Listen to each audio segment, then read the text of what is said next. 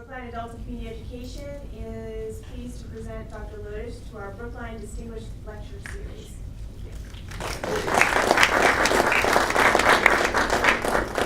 You forgot to mention something very important.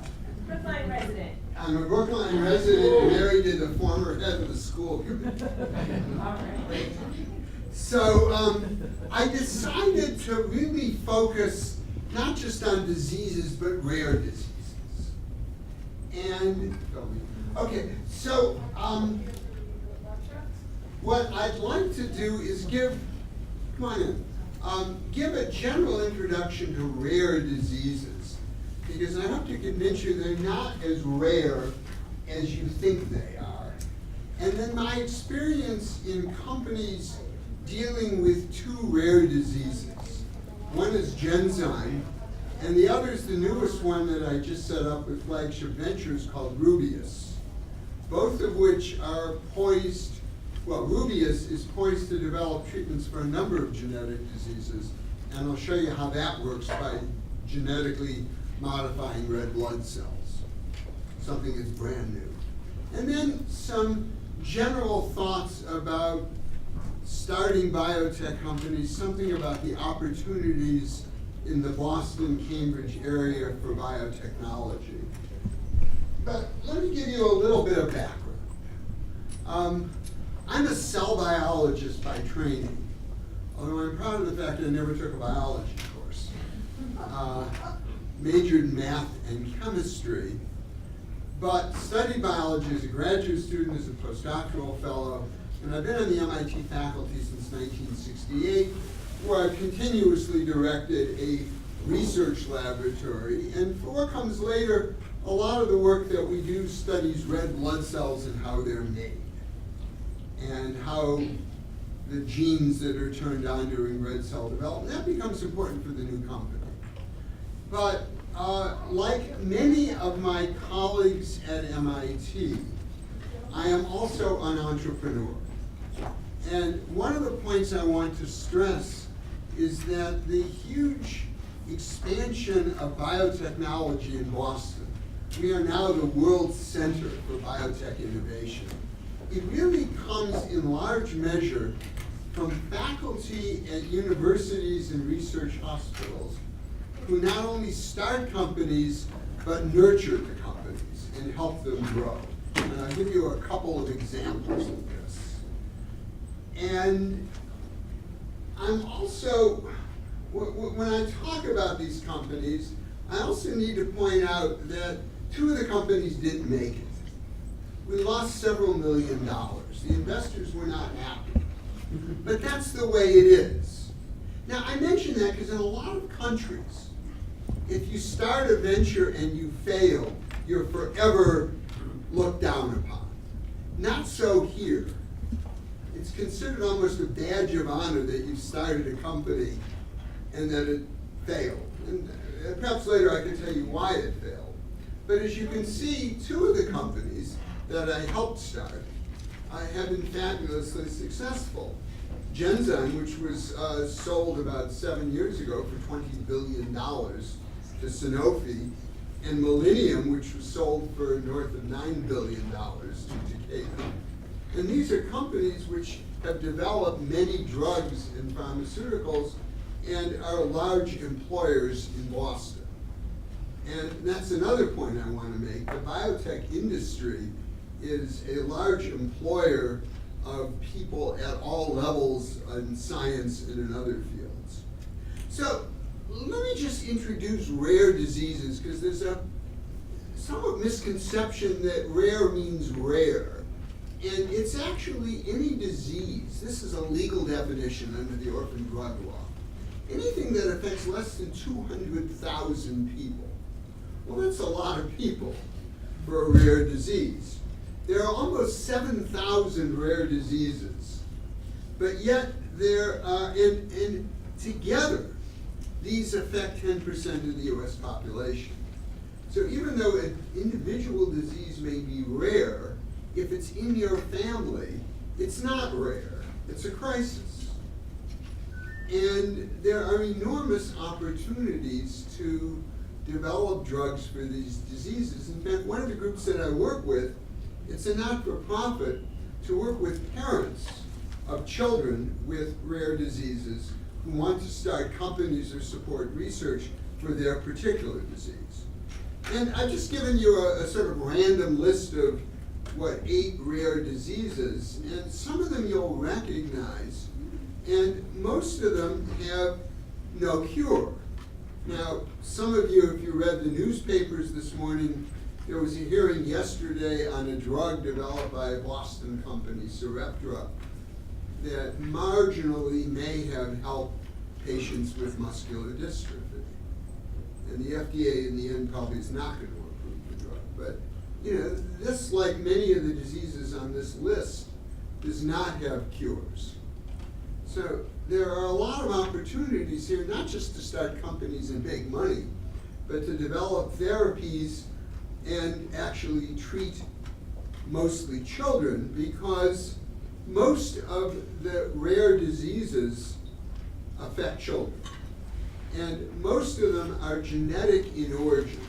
That is, you inherit in general 2 bad genes, one for mom and one for dad, the so-called autosomal recessive genes, and you wind up with the severe genetic diseases. There are other ways of inheriting them, but these are diseases that are generally present throughout one's lifetime, and they mainly, but not always, affect children. Sometimes these diseases come up later in life. But, as I've implied, these diseases don't have good treatment options. So, in many cases, there's not even a foundation that supports research in the disease.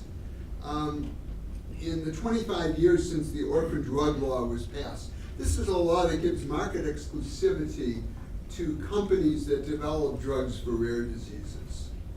And despite this opportunity, there are only about 300 drugs, and we're talking 7,000 diseases. And in general, large pharmaceutical companies don't work on these because the market size is too small. They want to work on diseases like cancer, diabetes, cardiovascular disease that affect millions of people. And the innovation, and this is another point I'll keep making, is that the innovation is generally done by small companies, many of which are targeting these. And then the final introductory point, and it was made in the introduction, is that to develop drugs for any disease, let alone a rare disease, requires a lot of different groups working together. It involves academic labs and research hospitals that try to understand what the molecular or cellular basis of the disease is, what the gene is, how you might even think about curing the disease, whether it's gene therapy or something else. The federal government supports most of the research on diseases, mostly the NIH. Important source are patient and disease-based groups. Cancer Society, Diabetes Society, but there are groups for many, many diseases that you probably haven't heard of. I could name some. And then philanthropic support. Increasingly what we're finding is that rich people, or even people who are not so rich, want to help these developments. There's something called venture philanthropy, and it's very important. But again, and this bothers a lot of people, if you're going to start a company, it's got to be with the purpose of making money. And that's, some of you I noticed just picked your heads up. That is an important thing to keep in mind. That is, if you're actually going to take something out of a research laboratory and develop it into a pharmaceutical or a medical device or a diagnostic, you're going to need a lot of money. You're going to need investors, mostly venture capital, but not all. And you're going to need to have a business plan, and I'll come to that, that shows who's going to buy the product, how much it's going to cost, and to be able to pay back your investors. Because without that, you're not going to have a company. So this is where life gets complicated. And what I find myself doing is navigating both the science and the business. So here's what I want to talk about. Genzyme and an enzyme replacement for a rare disease, Gaucher disease. The new company that I set up, developing a treatment for, among other things, Phenylketonuria. And then some comments about how to start and grow successful companies and the life sciences ecosystem. And given this group, and I presume most of you are not scientists, in fact, I love the fact that there's some students here, what I'm going to do is after each of these little mini talks, stop and take a couple of questions, rather than just pontificate for an hour. Okay? So let me start with Genzyme and Gaucher disease. And this is, as you'll see, a rare disease. The company was put together in 1978 by this group of scientists. At the time, we were all at MIT. And, I mean, not to sound modest, but we're all world-class scientists. And what you'll also notice is that we come from very different disciplines. And in order to do something like develop the Genzyme drug, you needed people from a variety of disciplines. I was the cell biologist. Perhaps at the other extreme, Charlie Cooney is a bioprocess engineer. How do you manufacture large amounts of recombinant proteins and purify them? I mean, that's really at the other extreme. Biopolymers, organic synthesis, microbiology, chemistry, enzymology, all these were very important. But what did we do? Okay, we developed a drug to treat this rare disease called type 1 Gaucher. And I'll come to what a lysosome storage disease is in a moment, but it's progressive, debilitating, and occasionally life-threatening. And for reasons I'll explain, it includes problems in bleeding, where you don't make enough red cells and the cells are unstable, bruising, weak bones, bone and joint pain, huge enlargements of the spleen and the liver, very poor quality of life, usually affecting children. And let me explain what a lysosome storage disease is. For the scientists here, you'll have to forgive me. It's a compartment in a cell. Cells have lots of different compartments, all of your cells. And the lysosome is basically the garbage disposal unit of the cell. It contains enzymes, that is biological catalysts, that degrade large molecules. We call them macromolecules, such as DNA, RNA, proteins, fats, and other things. And they're basically for recycling cellular trash. Molecules that have been damaged for some reason. As you'll see, macrophages, the cell that we're talking about, eat dead cells in the body. They eat invaders and degrade them down into the small building blocks that can get recycled. And if one of the many enzymes is defective, then the garbage accumulates. And that's what happens in lysosome storage diseases, and that's what happens in Gaucher disease.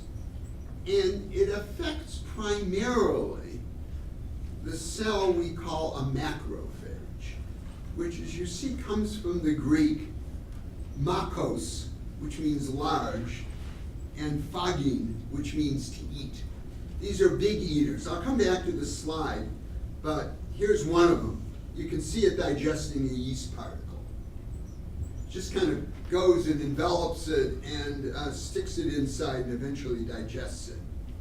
So it's the most common lysosome storage disease in which the enzyme is missing, and as a consequence, this material that the enzyme degrades just accumulates. And in this case, it's an enzyme for degrading a particular fat, or what we call glycolipid, and this accumulates in the macrophages, and it constipates them. And basically they can't function, and they crowd out other cells in the bone marrow and the liver and spleen, and that's what causes the disease. Now, for reasons I will come to in a moment, I'm not doing this to torture you, but there are actually progressive types of Gaucher disease. The type 1 is the one that can be cured by Genzyme's drug. there's enough residual enzyme left in the child that you don't have brain problems. But in the more severe forms, you have problems with brain development, nerves, and early death. And I'll come back to that in a moment. But basically what we figured out to do at Genzyme, and I was part of it, is make the missing enzyme using recombinant DNA, but target it to the macrophage. So if you just make the enzyme and digest it, and make the enzyme and inject it into the bloodstream, it just disappears from the circulation and doesn't work. You actually have to get it into the cell that needs it. And we were able to trick these macrophages into taking up the enzyme. And the trick is here. Macrophages know how to eat yeast cells. You can see, this is how your body gets rid of yeasts and other fungi if you just happen to be infected, as many people do all the time. And that's because the surface of these yeast particles is coated with a sugar called mannose. And the macrophages have molecules on their surface, we call them receptors, that bind mannoses, that basically engulf the yeast particle. So what we did was take the recombinant enzyme and manipulate the sugars that are attached to it so that they have mannose residues such that the macrophages are fooled into thinking that rather than an enzyme, it's a yeast particle. So that's what they do. The macrophages bound and internalized the modified enzyme, the one with the mannose sugars, transferred it into lysosomes, and it basically cured the disease. So I have just a few more slides about Genzyme, but to summarize this part of it, it's a personalized medicine for a rare disease. It's designed for probably 20,000 people in the world. But for these 20,000, it's a lifesaver. It's a recombinant protein that's targeted to a specific type of cell, and it's based on glycoengineering. And this, as I said, was done in the years 1980 to 1989. So it was actually the first personalized medicine. And that's one of the reasons I'm telling you this story. But the second reason is that Pam and I have 3 children and 7 grandchildren. And when our oldest daughter was pregnant with her second child, and we're talking 2002, they were offered a battery of genetic tests for genetic diseases common to Ashkenazic Eastern European Jews. And one of these genetic tests was for Gaucher disease. Tay-Sachs is another, cystic fibrosis, and so forth. Every ethnic group has its own battery of genetic diseases. Anyway, we learned that our daughter and her husband were both carriers of the disease. That means each of them had one bad gene, which meant that the child had a 1 in 4 probability of having the disease. And it turned out he did. And he was diagnosed, as I said, before birth with the disease. We could tell from the DNA that it was going to be the type 1. And he's perfectly normal. Well, actually, he's well above normal, but we don't go there. But here he is in the hospital. He's at Boston Children's. He goes every other week, and he gets Grandpa's drug. And, you know, he's doing just fine. Now, in principle, he's going to have to do this for the rest of his life. However, gene therapy is coming along. I won't talk about it very much, although I know a great deal about it.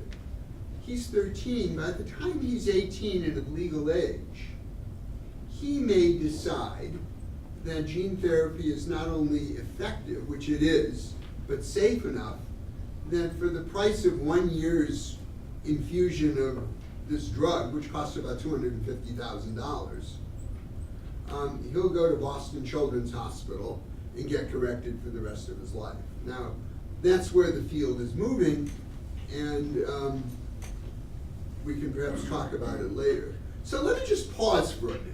I've told you quite a bit about rare diseases. If you got questions, and I mean, I'll answer your question, but I'd love questions from some of the students that are here, but please go ahead. You look like a student.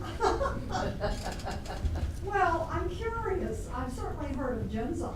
Yeah. And I've never heard of Gaucher disease. And you said that the drug that you and others created saved the lives of 20,000 people. Well, that's not enough to make a company economic. It is, because it is, and that is the drug that made the company, because it sells and is reimbursed for $250,000 a year. And that's the only drug that No, they make other drugs for other rare diseases. But part of the reason Sanofi bought them is they have experience in developing drugs for rare diseases. And many of the companies are realizing that these rare diseases are profitable as well as curing people. I can go through the arithmetic, but if you multiply 20,000 by 250,000, you get a large number. That's fascinating. No. One quick add-on. Is there any disadvantage to your grandson's continuing the, whatever it was, weekly, monthly treatment? It's bi-weekly. So far, no. There is a potential danger that he would develop an immune reaction to the drug, but that could be easily controlled. And it's been used now for 30 years, and it's very safe. And it works. Please. You said you didn't take biology, but I noticed something else. You're starting companies from scratch and running them all the way up to big companies. How many business courses did you take, and how do you? 0. I know, that's what I feel. That's a major. I learned on the fly. You learned pretty well. You only had 2 failures. Well, I had very good mentors. George Whitesides had started several companies before that, and I learned from him, and now I mentor other people. Good. And also, and I'll come to that with Rubius, I work with people who know patent law, who know business, who know finance, who know how to value companies and things like that. That's part of what we do now. Genzyme, we started when we knew nothing. I mean, nobody knew anything about starting biotech companies. Please. So, 2 questions, kind of. So does that $250,000 come from the fact that you have a small market, so you're trying to make a profit, or from the actual production of the drug? Both. Both. And also, Both. It's a small market, and it's an expensive drug to make because you have to make it by growing recombinant mammalian cells in bioreactors, purifying a very delicate protein, and then subjecting it to several other enzyme catalyzed steps to modify the sugars. So it's a very expensive drug to make, and you have to sell it at a high price. Now, having said that, lots of drugs are sold at high prices and there's no reason for it. This one there is. and also, does your grandson get like a family discount? No. No, I have no connection with Genzyme anymore at all. Okay, so, please. You mentioned the number 200,000 for the US market. How does that translate into a worldwide market? I know why you're asking, because a lot of countries negotiate discounts. I don't know, but I know that Genzyme, like other companies, will give the drug free to people in third world developing countries that can't afford it. But I wasn't thinking about that, I was more Yeah. thinking, let's say if you You- spend Europe with 600 million people, whatever. yeah, no, I know different countries have different ways of negotiating prices. Sure. I don't know how this one's done. Okay, now, let me switch to this company, which is brand new. It's 2 years old, less than 2 years old. And we're about to go to the FDA with our first product. Okay, and this is genetically modified red blood cells. Okay? So let me give you some background. I mean, you all remember red blood cells. They're the most numerous type of cell in the blood. They comprise basically almost half of the blood volume. They transport oxygen from the lungs to the tissues, waste gases like carbon dioxide back to the lungs. We produce 2.5 million of these per second, and importantly, they live for 3 to 4 months. And also, as I'll come to, they don't have a nucleus in DNA, and that becomes important. Now, as I mentioned earlier, my lab for, 40 years has been studying red cells and how they're made. And the process starts with bone marrow stem cells. Each of these arrows is multiple cell divisions. It goes through a lot of steps. Hemoglobin, the red protein that carries oxygen, is made. Eventually, the cell kicks out its nucleus and is released into the blood. And this is not the time to tell you about the several hundred genes that are of great interest to us. But what we learn to do in the process is start with bone marrow stem cells. These would be the same cells that one would use for a bone marrow transplant. And we can put them in culture, a very special culture that we develop. This is a logarithmic scale, so it's factors of 10. And after 21 days, each one of these stem cells will make somewhere between 10 and 100,000 mature red blood cells. This is what they look like. Okay? So as part of our research, we learned to make red cells in culture.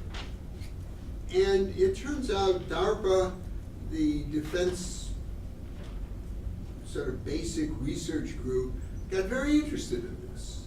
Because they said, geez, you can make blood in a bioreactor for transfusion into soldiers. And they actually supported some of our work to do that. But in the process, we realized that as these cells were being made in culture, we could insert into them various molecules using recombinant DNA that would be useful therapeutics. And it turns out these red cells are attractive for introducing therapeutics into the body for many months. And they lack a nucleus. They have no DNA, which means there's no danger of these cells growing or causing havoc on the body as other genetically engineered cells. They live for 120 days, and they're very well characterized. We can, ectopically means foreign, we can put any foreign gene we want into these cells, and the resulting protein will remain in or on the red cells. And of course, blood transfusion is a widely used therapeutic. So if I tell somebody you're going to get genetically modified cells, they're likely to freak out at this point. But if we tell them we're giving you modified red blood cells, particularly from your own stem cells, that's okay, and it is okay. So what we can do is stick on the surface of red cells antibodies that will bind foreign toxins, and we've demonstrated this. So we're making large amounts of red blood cells that will neutralize nasty viruses so that you can transfuse them into people and get rid of the virus. Other nasty molecules, and particularly, and this is the point I'm coming to treat enzyme deficiencies. And let me skip over that. And we're really going to treat phenylketonuria. Okay, this is one of the classical genetic diseases or inherited diseases of man, as Archibald Garrett described it over 100 years ago. So phenylalanine is one of the amino acids that are the building blocks of proteins. And it's found in all foods, virtually all foods, in high amounts. It's a constituent of proteins, and in your stomach and intestine, these proteins are broken down to amino acids, including phenylalanine. And it's a disease of metabolism of phenylalanine. A particular enzyme that I'll show you is missing. It's an enzyme that converts phenylalanine to another amino acid called tyrosine. But if the enzyme is missing, phenylalanine accumulates in the body to toxic levels and affects the brain. And there's no good option. The only option is a horrible diet that is low in phenylalanine, which means no pasta, no breads, no meat. It's kind of mush. I've seen it, I've not tasted it. And needless to say, adolescents don't like it and they don't comply, and then they get hurt. So there's basically no therapy. But what we figured out, well, here's the disease. It's blocking phenylalanine to tyrosine. This is from the Phenylketonuria Alliance. But basically, protein-rich foods are bad. So any meats, many plants, and so forth are bad for you. So here's our solution. We've done it. As we make our red cells in culture, we use recombinant DNA techniques to express, that is, put into these red blood cells, the missing enzyme. It's not the same enzyme that's missing, it's actually a bacterial enzyme, but it does a similar job. And it's inside red blood cells. And we culture these stem cells to where, as I just showed you, they divide many times and become normal red blood cells.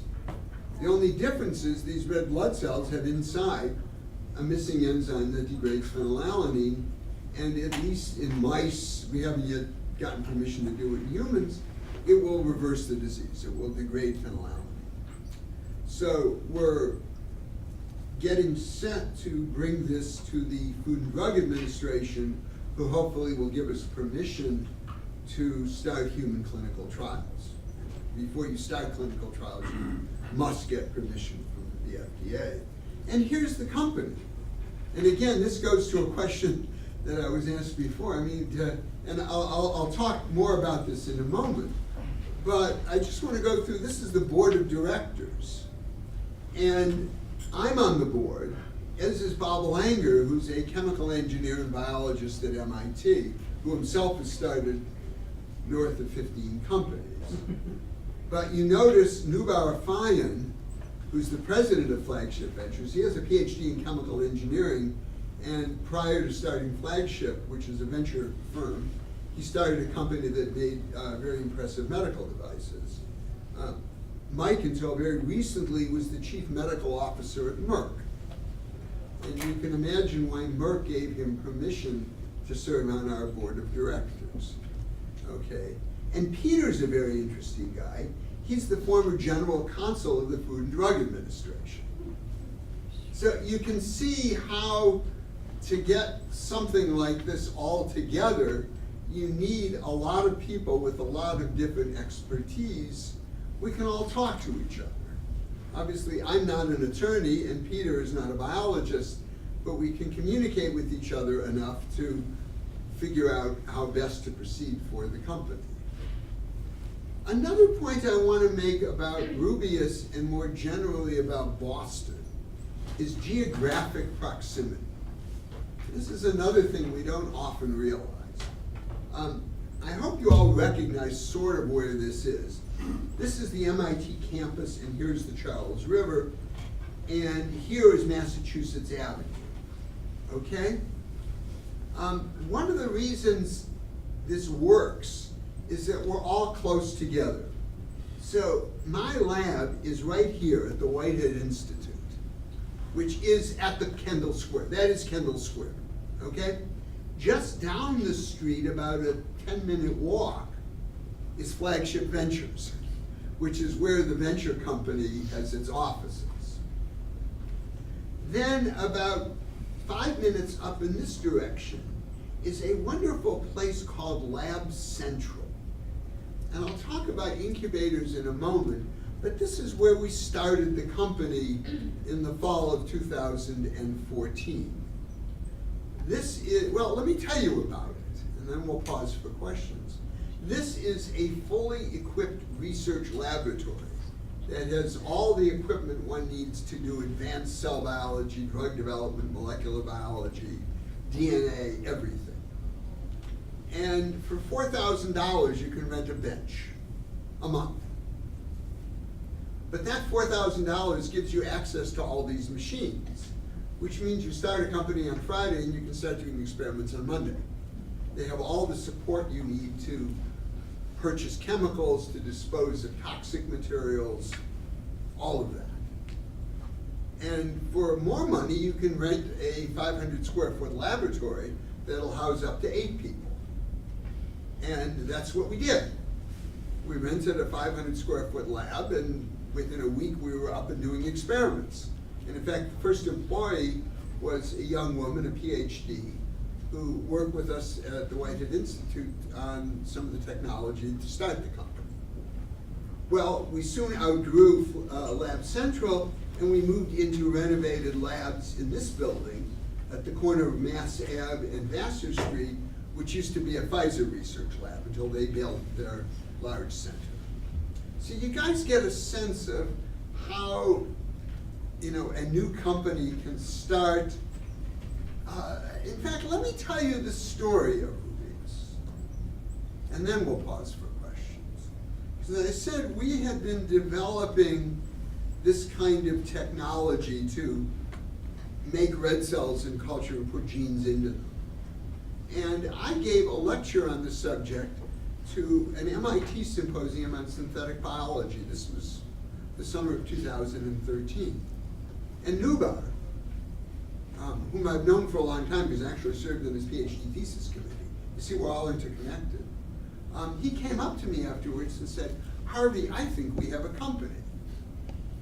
And then he assigned two of his partners, a senior partner and a junior partner, to work with me for the next 8 months to figure out what the company would actually do to genetically modify red cells. But they put a lot of money into it, most recently $25 million, to develop the PKU drug. But you can see it's a technology that can be used for many, many purposes. So let me stop here again. I'd love to take questions on Rubius or anything else that I've said. Please. I saw on the picture of the board, all men. Are there like women? I'm glad you said. On the scientific advisory board, yes. It tends to be a closed group of people. These are people who've been on the boards of other companies.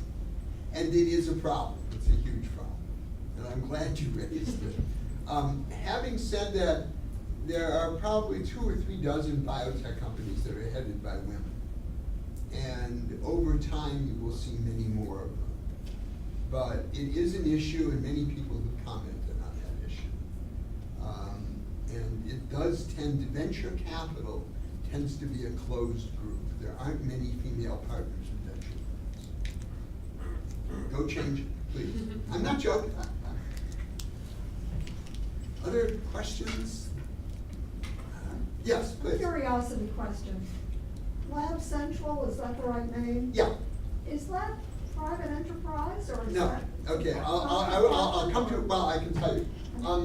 It's actually an NGO. It's a not-for-profit that was supported by the Mass Life Sciences Center, which is the state entity that whose advisory board I headed until tomorrow. And we gave them $10 million to outfit it as part of economic development. And it's been extremely successful. As you'll see in a moment, there are probably 15 other incubators here that do similar things, some much more specialized, some for medical devices. Boston University has an incubator for biophotonics, and on it goes. And they're almost all not-for-profit. Some of them will take stock or equity in the companies. Lab Central does not. So it's simply a not-for-profit incubator to nurture promising companies. They have a waiting list. I've taken probably 15 foreign visitors and groups and delegations there because it's very impressive and it blows them away. I mean, there just isn't a place like this anywhere in the world. Although they're building more in the United States. Please. Genzyme's first product, it seemed like it was that you started and on the market relatively quick. How long does that take now?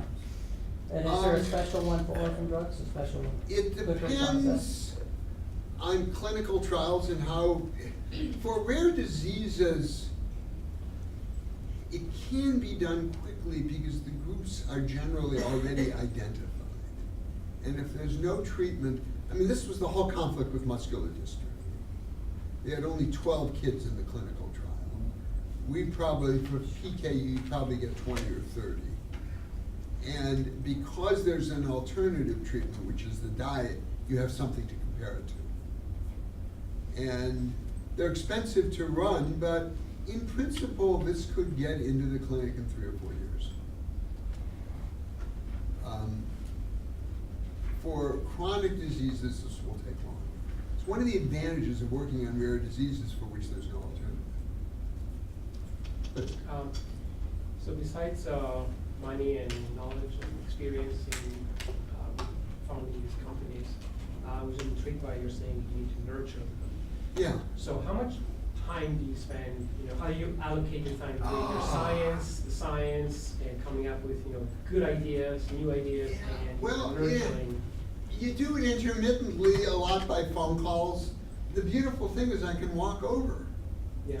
You see, that's the beautiful thing, and when I consult as I do internationally, I always tell them, I was just at Peking University last May, and the advice was buy up some of these apartment buildings in the campus, around the campus, and turn them into laboratories. You don't want something that's an hour outside of town. You see, geography is very important, and it's very important to the venture people. They like, and they've always done this, they always like to walk to their companies, or at the minimum get in the car and drive a half hour. That's as far as they're gonna go.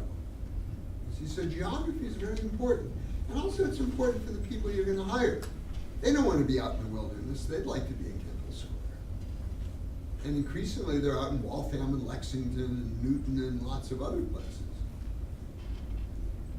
More, please. Yeah, you showed, as you mentioned to her about how it's a closed network. Yeah. And you showed you have examples of people who like worked at Merck and were Yeah.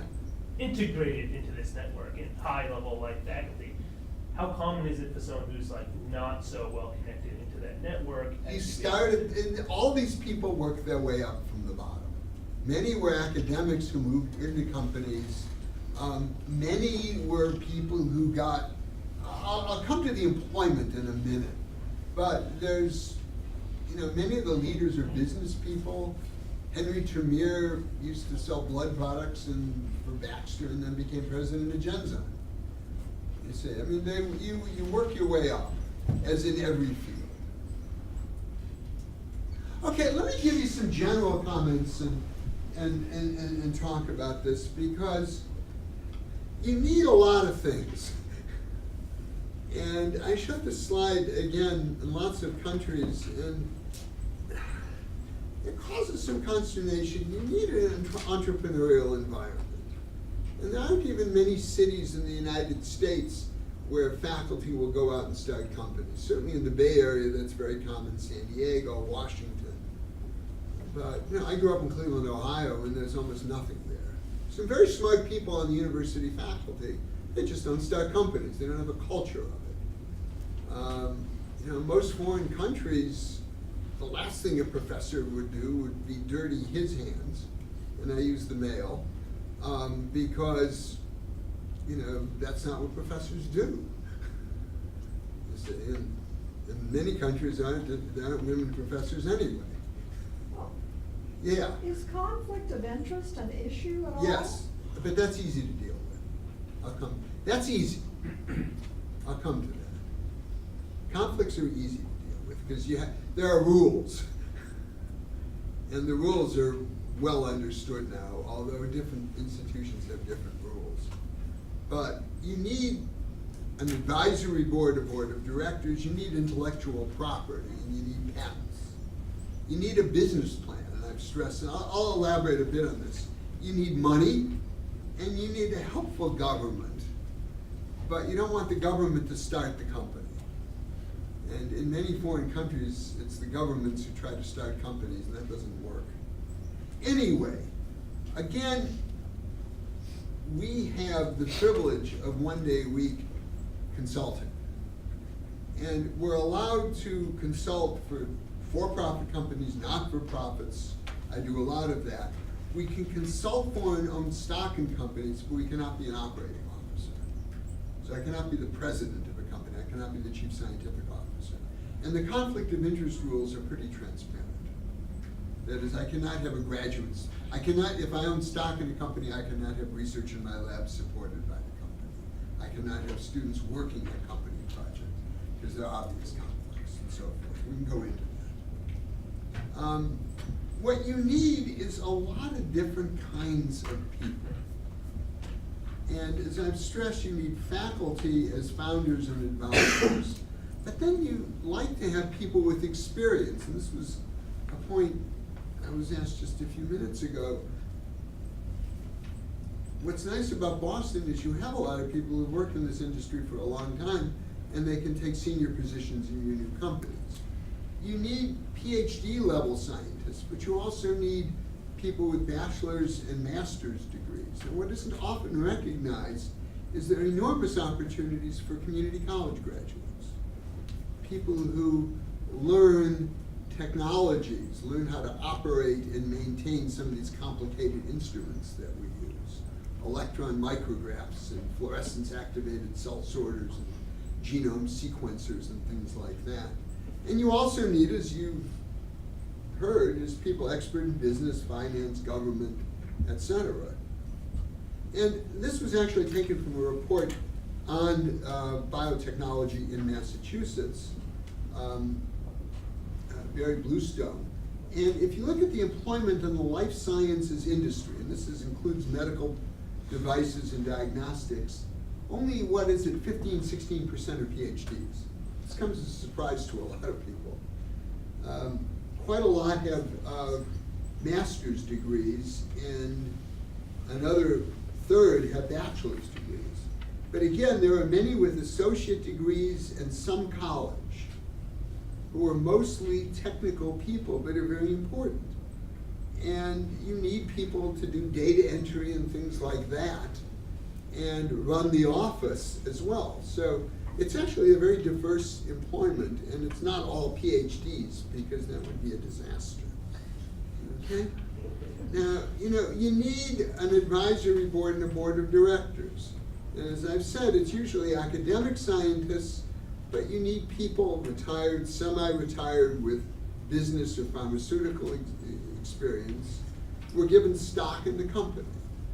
And if the company is sold or goes public, the stock could be worth a considerable amount of money. You need to work as a team, and this is the group that generally recruits the money, hires the key people, and also, and this is important, change the direction of the company if needed in response to new scientific developments. It may surprise you that many companies are starting to do one thing and wind up doing something else. I can give you some examples. You need intellectual property. And it helps, as we have, to have excellent technology licensing. This is another career path that's very important. What do you do if a faculty member comes and said, I've just made a hot discovery and I think it's worth a lot? Do you start a company, do you license it, or you tell them to go back and do more research? How do you make use of it? You need people who really understand patents and what patents protect you from, identifying corporate partners, and you need attorneys. I used to say I didn't like lawyers, I've gotten to appreciate it. And you need a business plan. And this is, as I said, what really irks a lot of people. Because everyone wants to make drugs and cure diseases and have children get up out of wheelchairs and things like that. And we, of course, want to do that. But to start a company is a business. And you need to know how much it's going to cost. You need a budget. It's like a household budget. How much is it going to cost to do the research and development, clinical testing? Who's going to buy the product? How many people have the disease, and how much could they pay for it? What is the competition? Are you the only company developing a drug? Are there already 6 other drugs for the disease, etc.? Do you have patent protection and what is called freedom to operate? You may have very good patents for your own technology, but someone else may have a patent that prevents you from carrying out your inventions. Because that's what patents do. They prevent other people from carrying out your inventions. And often, increasingly, you need an exit strategy. In other words, the Genzyme strategy, which is becoming a full-service biotech company, is really not practical anymore. What generally happens is the company is sold or has a public stock offering, or is bought by another company. And I'll come to that in a minute. And then you need venture capital, which is important for two reasons. You have a question? Yeah, I have a question. Go ahead. So I was just wondering, let's say you have like a formula to cure some kind of disease, right? And then like, how do you know, like how do you, so you would have to like kind of share the formula with the people who you work with. How do you like, how do you know who to trust and how do you? Well, okay, very good question. You've worked in a lab and you've got an invention. First of all, you go to a technology licensing person. You go to a lawyer and get legal advice. But what you do is share it under what is called a confidentiality agreement. That's a legal document. It can be one way or two ways. That is, you have a great idea and I'm an investor. You ask me to sign a document that I will not disclose or use your invention. And if I do, you can sue me. Okay? We do that all the time. Or it could be a two-way agreement where you have an idea to cure a disease and I have a different idea and we want to talk to each other. So we could have a two-way agreement where you would agree not to use my information and I would agree not to use yours. But then we could shake hands and work together. You see, so a lot of what we do is confidential. And the same is true with Rubius. It's talking to a lot of big companies under confidentiality.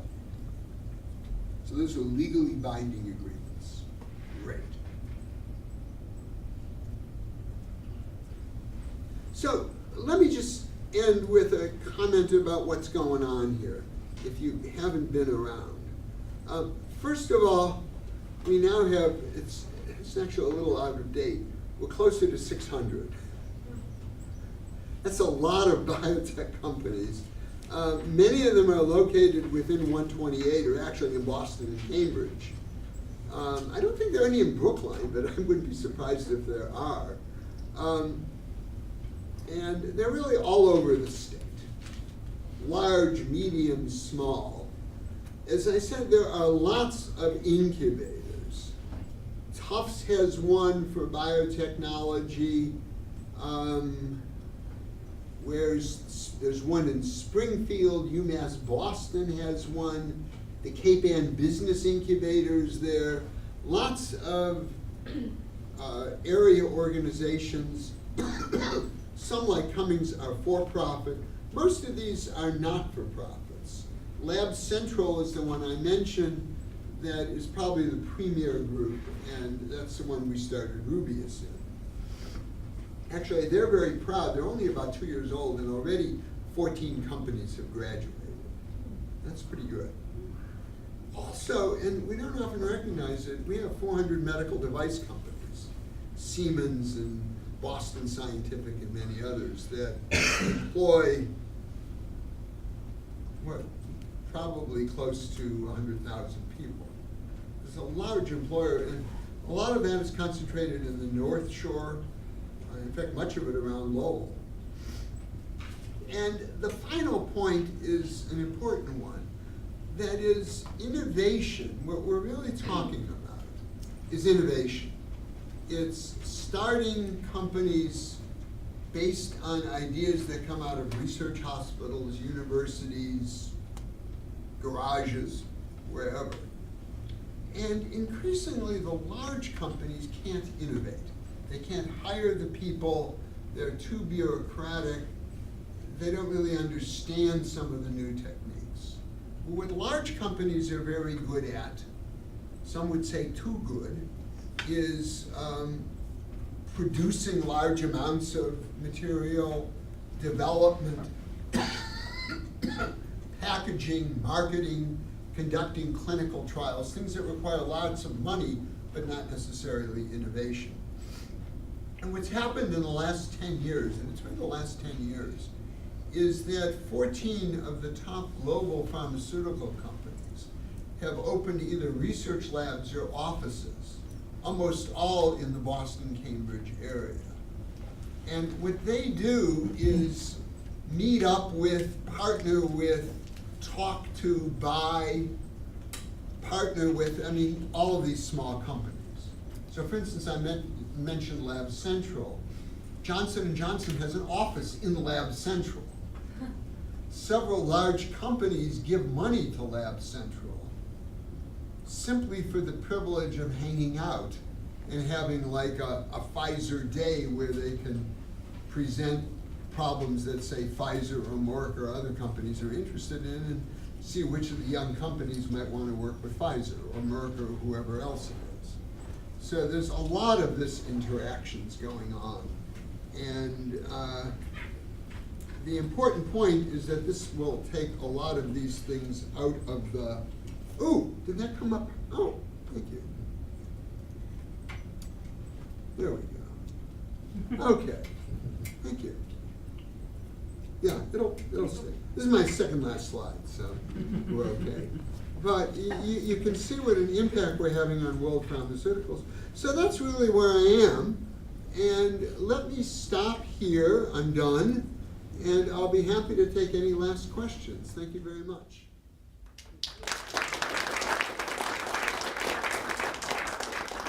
I love getting questions from the young people.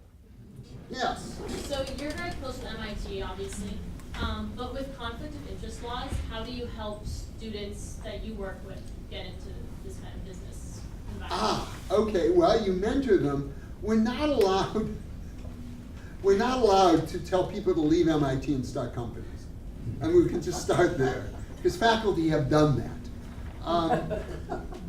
But again, high tech is different than biotech. In biotech, students do not start companies, in general. It requires too much experience, too much money, techniques, and so forth. So, but to give you an example, there was a young woman working in my collegiate Plux lab with us on the red cell project. And it was clear from the beginning that Lenka, this young woman, wanted to work in a company. And once we put Rubius together, it was easy to convince her to be the first employee, you see. And the argument was very simple. That is, you work there for 2 or 3 years, either the company's going to go public and you're rich, or if the company fails, you've got 2 or 3 years of experience and you can easily move on to a different company. Did that answer your question? Yeah. Okay, cool. Other, please. Old companies used to say, if you work for me and you develop something, it belongs to my company. That's correct. I thought universities used to be like that, but I'm not sure if that Okay, no, changed or this didn't. isn't, okay. That's an important concept. No, it is a very We important share concept. the It's idea. called the Bayh-Dole Act of 1980. Okay. Yeah. And before that, all federally supported research could not be licensed exclusively to a company. And as a consequence, nothing was done.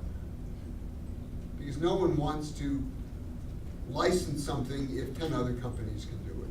So the Bayh-Dole Act gave the ownership of all research at an institution to the institution, not to the faculty, not to the people who actually did the research.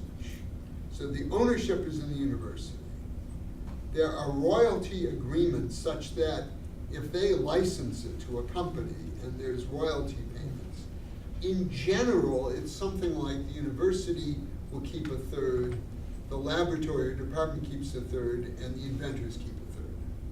So I've had many patents, and I have students and fellows who even long after they left the lab will get annual checks of $50,000. And that has greatly helped develop all these products. There are countries like Sweden, which I'm dealing with, where the faculty owns the patent rights.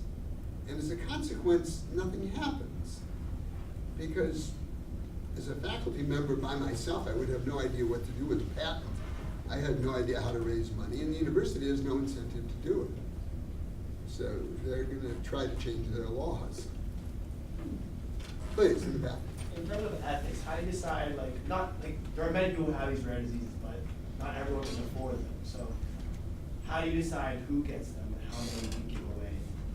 Well, these are decisions made by companies, not by me. And every company will do it differently. Many companies will give drugs freely to people who can't afford them, as long as the people who can or have insurance will pay the full freight.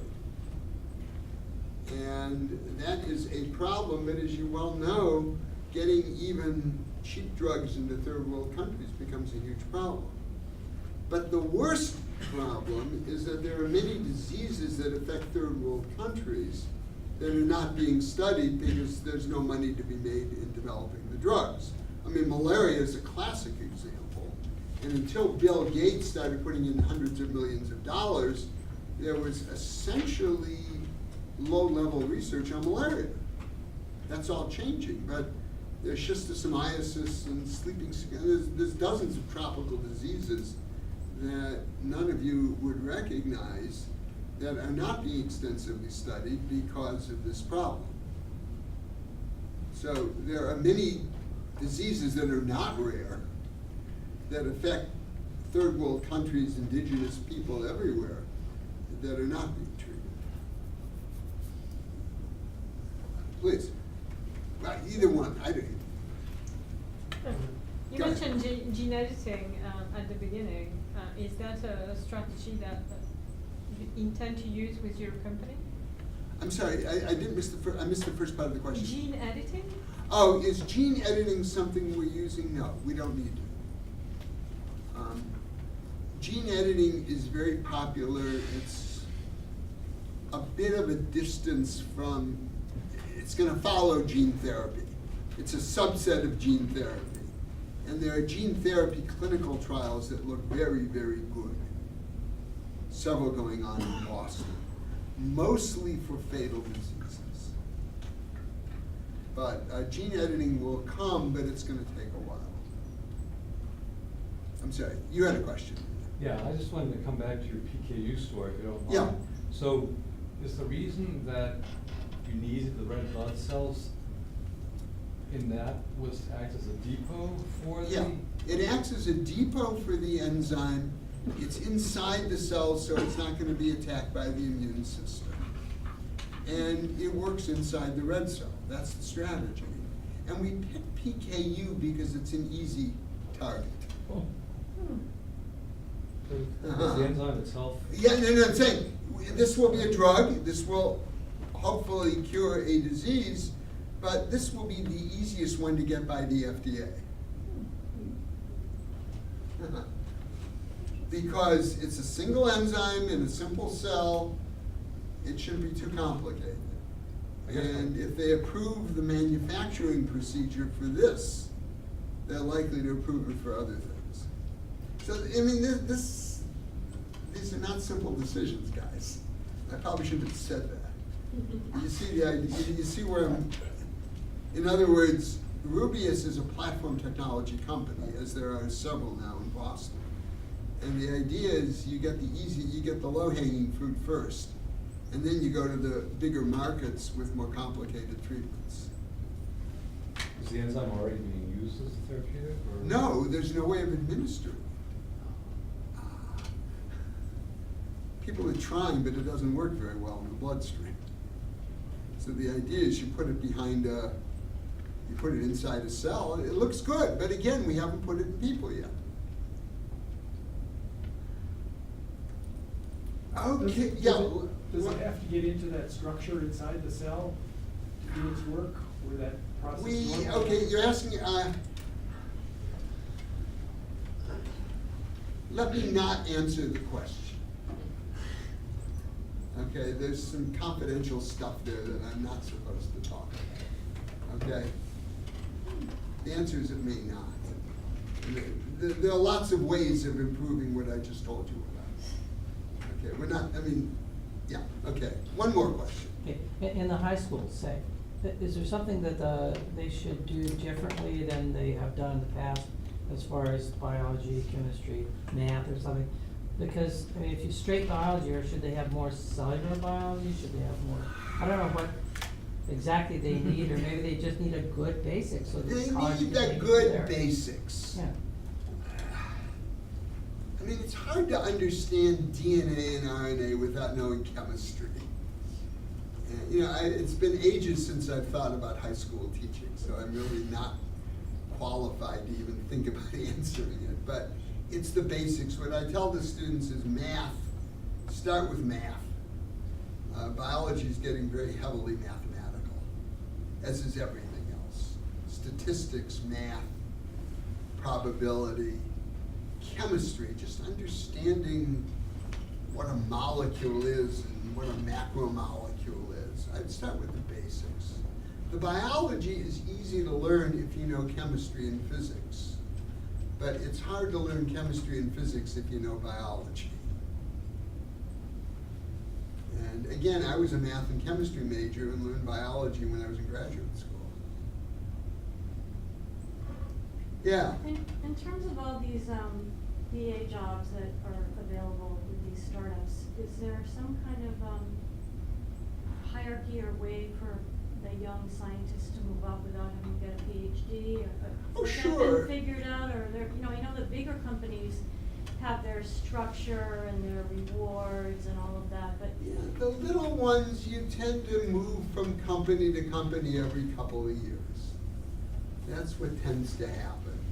Oftentimes, people will work for a company for a while and then try it on their own with other people. It's like every other business. A lot of people will work in companies for a while and then get an MBA, for instance. So, you don't necessarily have to have a PhD. I mean, we haven't even talked about law degrees. You know, any number of people have science and law degrees and practice patent law. is the industry able, in the Boston, Cambridge area, are they able to get enough qualified employees to fund all of, or to? Yeah, getting the qualified BS, MS level technicians is tough, and yet a lot of schools are moving in that direction to train people for this. You know, you need to tell young people that you can actually have a good career in science doing this kind of stuff. You know, but as I pointed out, you know, a third of the employees have just bachelor degrees in these companies, and you can do very well for long periods of time. You don't necessarily have to have a PhD. You'll earn more if you do, but you don't have to. One more, okay. I couldn't help but notice that your companies that you started to work with were biologists, like recombinant proteins solutions. Did you start that because you chose rare diseases as something to target, which is fairly, you know, that's the more appropriate way than small molecule, or is that just because of your background that you ended up with? I got into companies with backgrounds similar to my own, which makes sense, doesn't it? Yeah. But again, there have always been people, as I showed you with Genzyme, with very different scientific backgrounds who will, you know, to do science even at a university level, you need to collaborate. There's just too many techniques that we do just in my own research. You know, we do heavily computational biology. We work with PhD level people who can look at genome databases and all kinds of things like that and interrogate them intelligently. So you need wide ranges of skills in order to put it all together. Okay, thank you very much. This has been fun.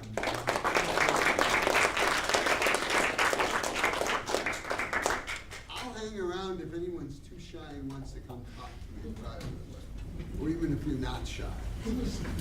Okay?